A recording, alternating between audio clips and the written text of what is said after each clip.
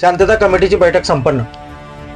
नंदुरबार येथे काल रविवार दिनांक 19 जानेवारी रोजी घडलेल्या घटनेनंतर झालेल्या दगडफेकीच्या पार्श्वभूमीवर नंदुरबार जिल्हा पोलीस अधीक्षक श्रवण दत्त एस यांच्या अध्यक्षतेखाली शहरातील दोन्ही समाजातील प्रमुख शांतता कमिटीच्या सदस्यांची बैठक घेण्यात आली.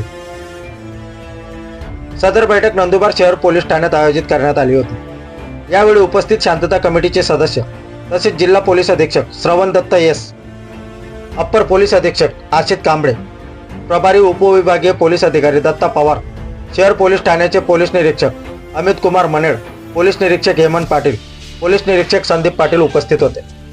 आपल्या परिवर्तन 24 न्यूज साठी प्रवीण चव्हाण, नंदुरबार जिल्हा प्रतिनिधी.